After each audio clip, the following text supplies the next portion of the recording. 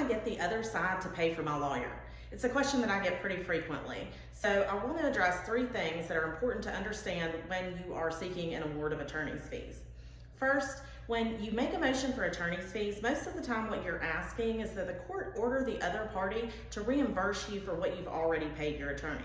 Now, I can't speak for all lawyers, but in my practice, most of the time my clients have already paid my fees before we ever go into court.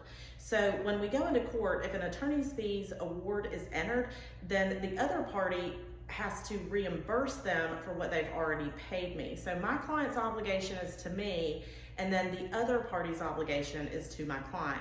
So just keep this in mind. It's not necessarily going to get you out of paying your attorney, but it may allow you to be reimbursed for what you have already paid. Second is that you cannot be awarded attorney's fees for all claims. When we're dealing with the claims associated with divorce, usually the claims we're dealing with are equitable distribution, spousal support, and child custody. So in claims for spousal support, and child custody, you can be awarded attorney's fees. But when we're dealing with equitable distribution, which is the distribution of assets and debts from the marriage, you cannot be awarded attorney's fees for that claim. So if that is all you're dealing with, both parties are going to pay for their own attorney. And third are the circumstances that will allow you to be awarded attorney's fees for the other three claims. So the first thing I'll say is with claims for child support, I frequently tell people don't expect to be awarded your attorney's fees. You can seek attorney's fees in child custody claims.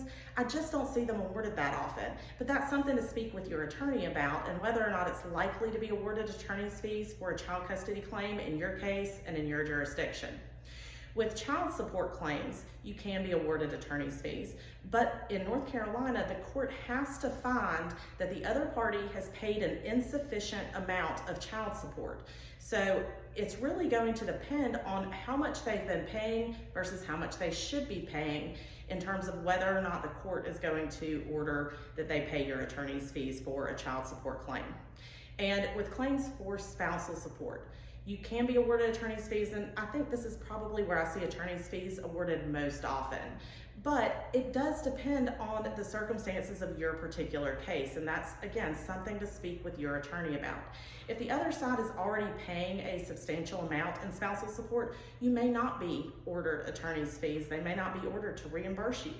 So these are things to keep in mind when you are pursuing these claims associated with a divorce and determining whether or not it's likely that you're going to be awarded attorney's fees from the other party.